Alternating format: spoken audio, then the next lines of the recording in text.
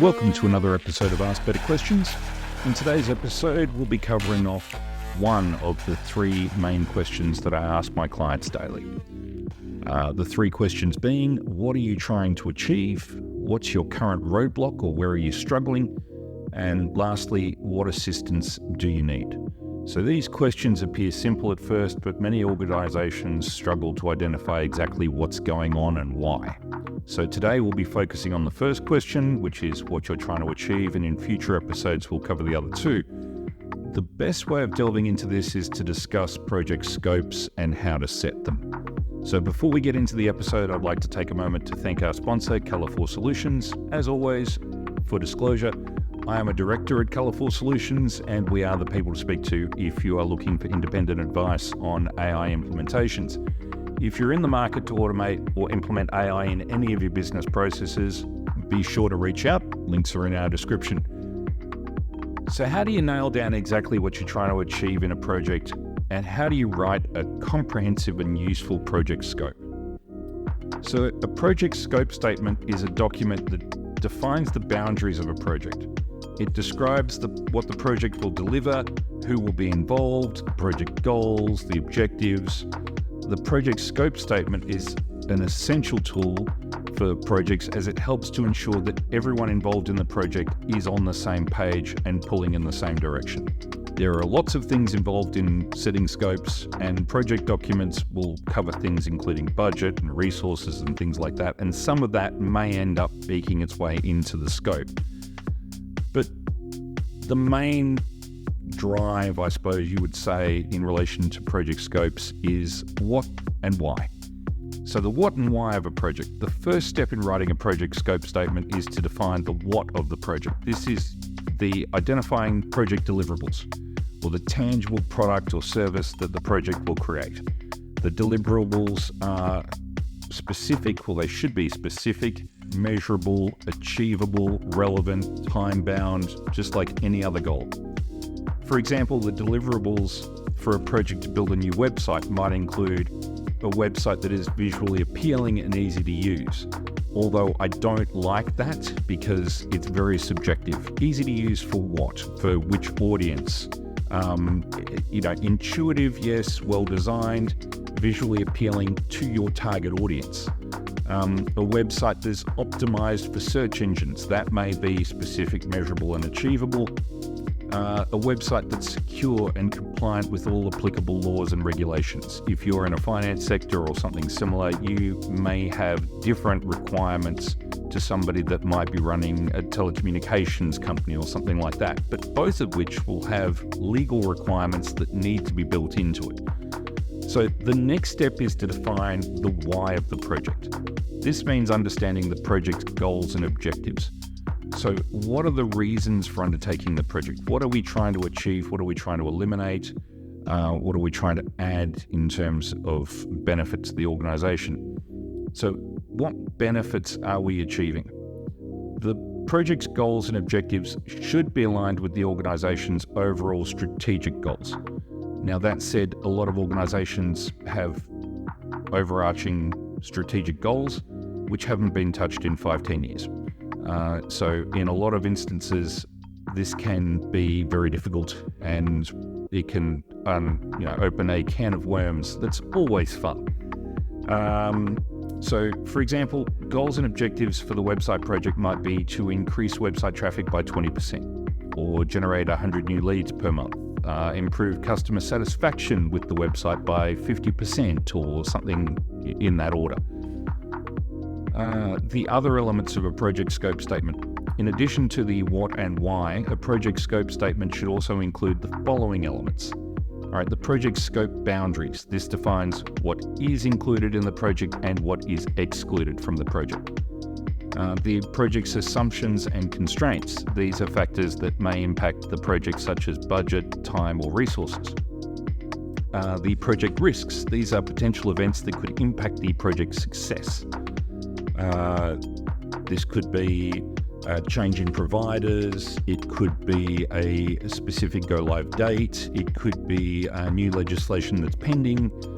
These are risks that are things that should be included in a scope document. The project's communication plan. Now, this describes how the project team will communicate with each other and with stakeholders. So if you're in an agile project, how often you are going to have scrums. The nature and structure of those scrums, who will the scrum masters be, that sort of thing.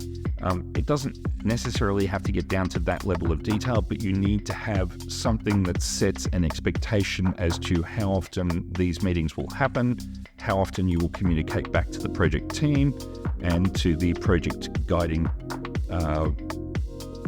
committee. Writing a project scope statement. The project scope statement should be written in a clear and concise manner. It should be easy to understand by everyone. So everyone involved in the project and some parties that are external to the project. The project scope statement should be reviewed and updated as needed throughout the project. So a lot of people set and forget the project scope, and you can sometimes have scope creep if you adjust it too often and too much. But that said, it should be a fluid document. It should be something that is able to be adjusted as required with agreement. So the project team isn't completely at the whims and mercy of the business as they change the scope willy-nilly. It should be, this is the expectation, this is what we're trying to achieve. And if you find midway through the project that is insufficient and it needs to be expanded, well then it may require revisiting the entire project. Including budgets and resources and things like that. But it should be agreed on at the start, and as the project progresses, if changes need to be made, it should be made with the agreement of the project champion, the organisation as a whole, and certainly the overarching project committee. So some of the additional things to consider when writing a project scope statement. So the level of detail required for the project scope statement will vary depending on the size and complexity of the project, and of course the audience. The project scope statement should be written in a way that is understandable to both technical and non-technical audiences, and that can be challenging. The project scope statement should be flexible enough to allow for changes as the project progresses, and the project scope statement should be reviewed and approved by all stakeholders before the project begins. So, things you want to keep in mind when creating the project scope. Be specific and measurable. The what and why of the project should be clear and concise. It should be easy to understand what the project will produce and how it will be measured. Be realistic and achievable. The project scope should not be too ambitious or too vague. It should be something that can be realistically completed within the available time and budget and resources.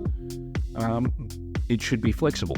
The project scope should be flexible enough to allow for changes as the project progresses. Now, this is important because things don't always go to plan. And when I say things don't always go to plan, they very rarely, if ever, go to plan exactly. So it needs to be something that is flexible enough that you are still achieving the outcomes and you're still measuring the correct things to be able to achieve those outcomes. But some of the methodology and the way in which achievement is attained can be fluid at times. So it should also involve all the stakeholders. Now, this will ensure that everyone is on the same page, everyone's pulling in the same direction, and the project scope is aligned with the needs of everyone in the organisation. So before the project starts, we all know what the project is there to achieve. So there are clear benefits with a well-defined project statement. A well-defined project scope statement has, it helps to ensure the project stays on track and within budget. That's obvious. It helps to manage expectations and avoid scope creep. So whilst it is flexible and subject to change, a well-defined project scope statement at the start of a project does avoid scope creep. Now, it can help identify and mitigate risks straight off the bat, and it can help improve communication and collaboration amongst project team members and stakeholders because everyone knows what it is setting out to achieve. Now, there are some additional considerations. So in addition to the what and why of a project, there are other factors that should be considered when setting the project scope. These things include the budget, the project timeline, the project resources, the risks, the constraints, those sorts of things.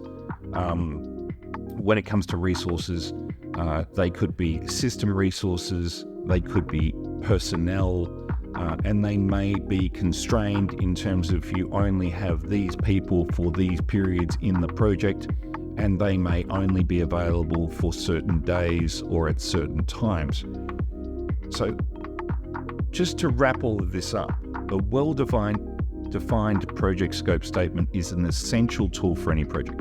It helps ensure that the project is successful by providing a clear understanding of the project's goals, the objectives, the boundaries. If you're planning a project, dear Lord, it needs to be said, you need to be sure to take the time to write a proper scope statement. It will be worth it. It will pay itself off. And that is possibly the best time invested in a project, is writing a decent scope. So there are some additional tips I've got for writing a project scope statement. So involve key stakeholders in the development of any project scope statement. This helps ensure that everyone's on the same page. It helps with buy-in. The statement is realistic and achievable, because stakeholders will tell you if something is not achievable. Find out before you start going down the path of doing a project. You need to get the technical expertise in the room to be able to say, yes, this is possible. Be as specific as possible when you are defining the project deliverables. This helps to avoid any misunderstandings, miscues about what the project is actually due to deliver. Be clear about the project scope boundaries. This will help ensure that the project does not go off on tangents and outside its purview. And update the project scope statement as needed throughout the entire project. This helps to ensure that the statement remains accurate and up to date. So why have I covered all this today? So getting back to the original question, a lot of times businesses come to me and say, so this is what we're trying to achieve. But their project scope statement has no bearing whatsoever on what it is that they're coming to me with and saying, this is what we are trying to make our project do. And I look at them and I go, well, you've got a project scope statement that has no bearing whatsoever on what you're telling me you are trying to achieve. And then that leads to roadblocks and an unrealistic expectation of what it is that they actually need to do to achieve the project, the outcomes that they want to get, because they haven't set a project scope that is in line with what it is that they actually want. So the importance here is to nail down what you're trying to achieve before you start the project, and this is how you set up a project scope to achieve that.